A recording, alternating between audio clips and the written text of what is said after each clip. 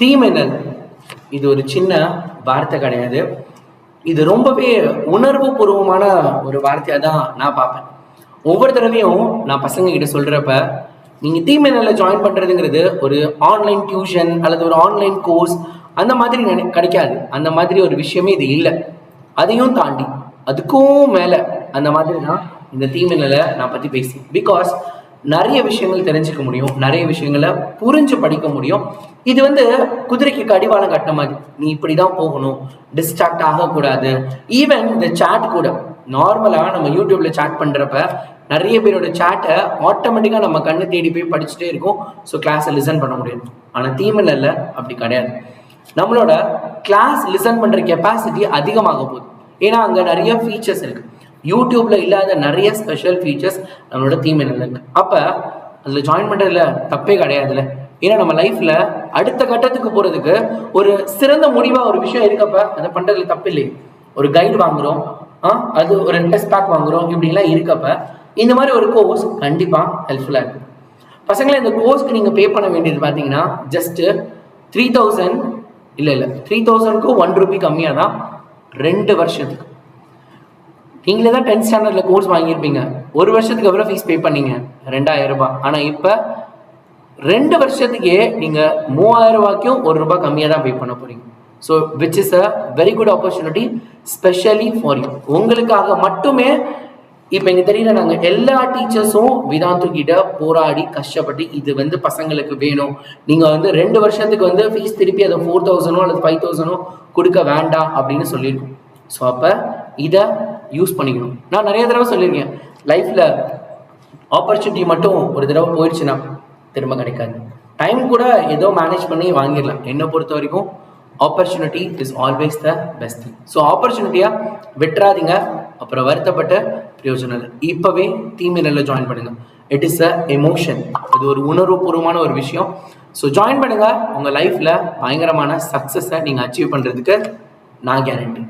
I am sure your 11th and 12th ரெண்டுமே நீங்கள் சூப்பராக கம்ப்ளீட் பண்ணி 200 out of 200 கட் ஆஃப் வாங்குறதுக்கு கண்டிப்பாக உங்களுக்கு நாங்கள் எல்லாரும் துணை நிற்போம். இப்போ என்ன பண்ணணும்? இந்த வீடியோவை ஃபுல்லாக பார்க்கணும். வாங்க பார்க்கலாம். Hello warriors, welcome back. பசங்களா, நம்ம எல்லாருமே இந்த ஜூன் மாதம் ஸ்கூல் ரீஓப்பன் ஆனதுக்கப்புறம் ஒரு ரொம்ப பெரிய ஒரு மோட்டோவோட கண்டிப்பாக ஜெயிக்கணும். இந்த தடவை பப்ளிக் எக்ஸாம் இல்லைனாலும் என்னோட லைஃப்பில் நான் 10th விட்ட மார்க்கை கொஞ்சமாவது நான் என்ன பண்ணணும், பிடிக்கணும், எப்படியாவது நான் ஜெயிக்கணும், 11th நான் படித்து 12th ஸ்டாண்டர்டில் மாஸ் பண்ணணும் அப்படிங்கிற ஒரு பயங்கரமான ஒரு பாசிட்டிவ் எனர்ஜியோட உங்களை நிறைய பேர் இந்த மந்த்தை ஸ்டார்ட் பண்ணியிருப்பீங்க. நானும் உங்கள் கூட சேர்ந்து ஸ்டார்டட் இட் குட். நம்ம ரொம்ப நல்லாவே ஸ்டார்ட் பண்ணோம். Everything was vent well. But எங்கேயோ ஏதோ ஒரு சின்ன சின்ன காரணங்களாலேயோ ஒரு சில விஷயத்தினால கன்சிஸ்டன்சி அப்படிங்கிறது நம்ம எல்லாருக்கிட்ட இருந்தும் கொஞ்சம் குறைஞ்சிருச்சு. It happens. இது எப்பயுமே நடக்கிறது தான்.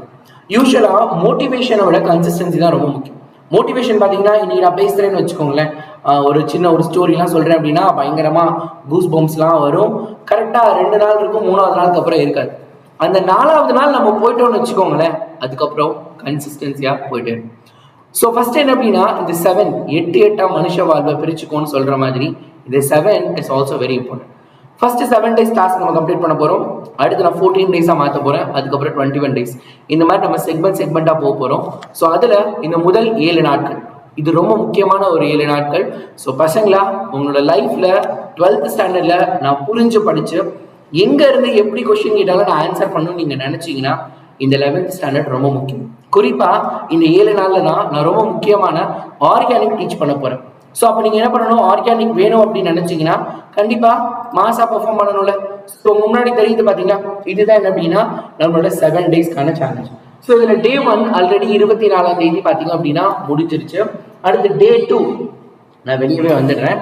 Day 2 பார்த்தீங்க அப்படின்னா உங்களுக்கே தெரியுது, இங்கே நீங்கள் பார்க்கலாம். Day 2 25ஆம் தேதி காலையில் பார்த்தீங்க அப்படின்னா 5:45 5:45 வரைக்கும் கொஸ்டின் நம்பர் 45 நான் டீச் பண்ண போகிறேன். லெசன் 1ல் இருக்குது. அன்னைக்கு சாயங்காலமே நம்மளோட வீட்டில் காது குத்து ஃபங்க்ஷன் இருக்கு, எல்லாருமே வந்துருங்க. ஐயூ பேக் பார்ட் 1 நம்ம படிக்க போகிறோம்.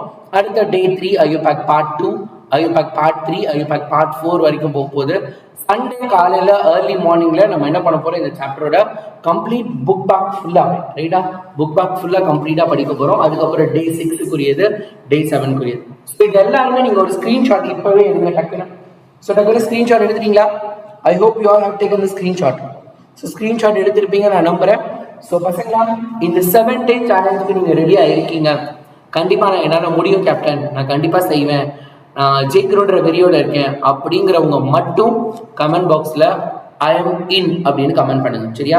நான் ரெடியாக இருக்கேன், நான் பண்ண போகிறேன் அப்படிங்கிறத தெரிவிக்கிற விதமாக ஐ எம் இன் அப்படின்னு கமெண்ட்டில் கமெண்ட் பண்ணுங்க. அண்ட் சேனலை சப்ஸ்கிரைப் பண்ணிக்கோங்க. வீடியோவுக்கு நிறைய ஷெடியூல் ஆகிடுச்சு ஆல்ரெடி, அது எல்லாத்தையும் நோட்டிஃபிகேஷன் ஆன் பண்ணிக்கோங்க. அப்போ தான் உங்களுக்கு உடனே நோட்டிஃபிகேஷன் வரும், கரெக்டாக கிளாஸ் மிஸ் ஆகாமல் பார்க்க முடியும். If you can't then who can. உங்களால் முடியாட்டி யாரால் முடியும். Thank you, bye bye.